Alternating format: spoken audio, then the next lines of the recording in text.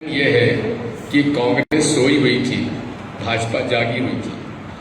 राहुल गांधी जी ने इस बार कांग्रेस को जगा दिया और जगाकर आज आप सबको एक चुनौती दे दी है कि आपको बीएलए बनकर आपको बूथ पर रहकर वोटर लिस्ट तैयार करानी है।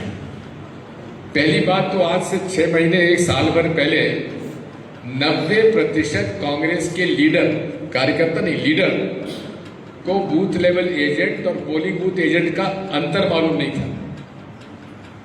मैं बता चले बताइए, पोलिंग बूथ एजेंट और बूथ लेवल एजेंट में क्या फर्क है? कोई हाथ उठा के बताओ कौन क्या फर्क है? इधर से नहीं उधर से बताओ, बताइए।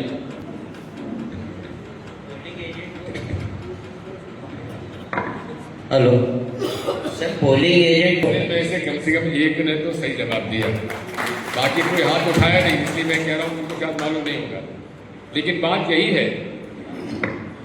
बूथ लेवल एजेंट का 5 साल और नहीं निरंतर, जब तक कि उसको दूसरा नाम अपॉइंट हो जाए, 5 साल उसको हमेशा अगले अपॉइंटमेंट तक बूथ लेवल एजेंट पार्टी के लिए काम करता है।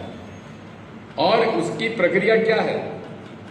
उसकी प्रक्रिया आपको भाई यादव जी, संतोष बताओ, कौन सा फॉर्म भराना पड़ेगा बूथ लेवल एजेंट के लिए? मुझे बूथ लेवल एजेंट नियुक्त करना है। बीएलए 1 तो आपने अपॉइंट कर दिया, अमन भैया बीएलए 1 हो गए। अब बीएलए 2 का फॉर्म, कौन सा फॉर्म भरा जाता है बताओ? नहीं, इसका मतलब ये है कि बूथ लेवल एजेंट का फॉर्म कौन से नंबर का है ये भी आपको मालूम नहीं है। बस बात वही है कि फॉर्म जो है इसका अलग से, बूथ लेवल एजेंट का फॉर्म अलग से आपको बीएलओ देगा। ये बूथ लेवल एजेंट की जवाबदारी है।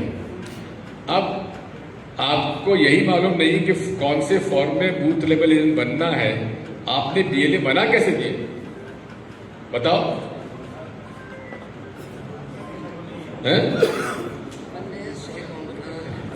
जितने भी पूरे 1635 बूथों में से लगभग 1550 पौने 1600 बीएलए अपन ने बनाए। कलेक्टर कार्यालय से एक फॉर्म दिया था, उस फॉर्म में, अरे फॉर्म नंबर तो बताओ, उसका फॉर्म नंबर क्या है?